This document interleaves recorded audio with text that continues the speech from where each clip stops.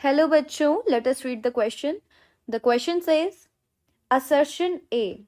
ADH and RAAS work in response to low blood volume and blood pressure.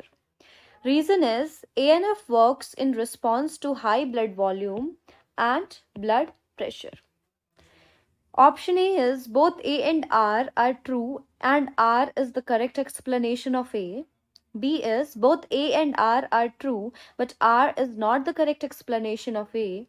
C. A is true but R is false. D. Both A and R are false. So the key concept behind this question is regulation of kidney functions.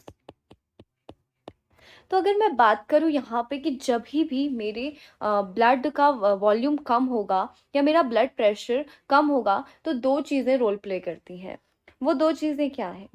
सबसे पहले मैं बात करूँ ADH की।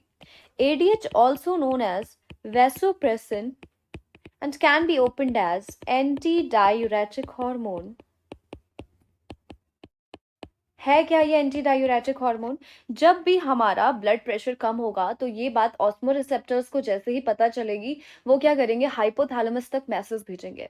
अब ये hypothalamus क्या करता है, ये हाइपोथैलेमस पोस्टीरियर पिट्यूटरी को ये मैसेज भेजेगा और वहां से क्या रिलीज करवाएगा, पोस्टीरियर पिट्यूटरी से क्या रिलीज करवाएगा, आपका एडीएच रिलीज करवाएगा। और एडीएच क्या करवाता है, एडीएच हमारा यूरिन के कंसंट्रेशन को बढ़ा देगा, यूरिन आउटपुट को डिक्रीज करा देगा। मेनली रीएब्जॉर्प्शन करवाता है किसका, वाटर का। तो जब हमारा पानी का रीएब्जॉर्प्शन हो रहा है हमारा ब्लड वॉल्यूम नॉर्मल में आ जाएगा।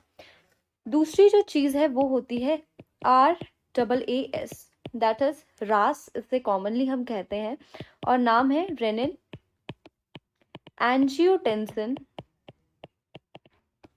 Aldosterone mechanism. अगेन हुआ क्या यहाँ पे, हमारी GFR ग्लोमेरुलर फिल्ट्रेशन रेट कम थी, ये बात पहुंची जेजी सेल्स पे, और जेजी सेल्स क्या सिक्रीट करते हैं, हमारा रेनिन सिक्रीट करते हैं, और ये रेनिन क्या करता है, एंजियोटेंसिनोजन जो कि इनएक्टिव प्रोटीन है इसको कन्वर्ट करता है एंजियोटेंसिन, किसमें, फर्स्ट में। एंजियोटेंसिन फर्स्ट कन्वर्ट होता है एंजियोटेंसिन सेकंड में, जो कि एक क्या है, पावरफुल वेजो कॉन्स्ट्रक्टर है। और ये बेसिकली होता क्या है, ये फर्दर एड्रीनल कॉर्टेक्स पे एक्ट करता है और वहां से एल्डोस्टेरॉन का रिलीज करवाता है। और ये एल्डोस्टेरॉन जो है एक मिनरलोकॉर्टिकॉइड है जो कि रीअब्जॉर्प्शन करवाएगा। तो इस वजह से हमारा GFR जो है वो फिर से बढ़ जाता है, राइट। तो पहला जो असर्शन है वो बिल्कुल सही है कि ADH और RAAS किस रिस्पॉन्स में वर्क करते हैं। लो ब्लड प्रेशर जब भी हो या ब्लड प्रेशर जब भी लो हो, ब्लड वॉल्यूम जब भी लो हो, तो हमारा ADH और RAAS अपना रोल प्ले करेंगे।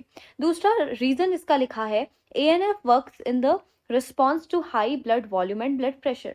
अब जैसे ही हमारा GFR बढ़ेगा, BP बढ़ेगा, तो ये BP जब एक नॉर्मल वैल्यू से ज़्यादा बढ़ जाएगा तो एट्रियल वॉल्स जो है इसे परसीव करेंगी। तो बढ़े हुए BP को हमारी एट्रियल वॉल्स परसीव करेंगी और यहाँ से रिलीज करेंगी ANF, और हमारा जो BP है वो कैसा हो जाएगा, नॉर्मल। तो यानी कि रीजन भी बिल्कुल सही है कि ANF कब हमारा काम करेगा, जब हमारा हाई ब्लड प्रेशर होगा। लेकिन क्या रीजन सही है असर्शन के लिए? बिल्कुल नहीं, दो अलग अलग चीजें हैं। एक बात हो रही है कि ब्लड जो वॉल्यूम है वो बढ़ रखा है, एक बात हो रही है ब्लड वॉल्यूम घट रखा है। तो यहाँ पे A and R both are true, लेकिन R is not the correct explanation of A.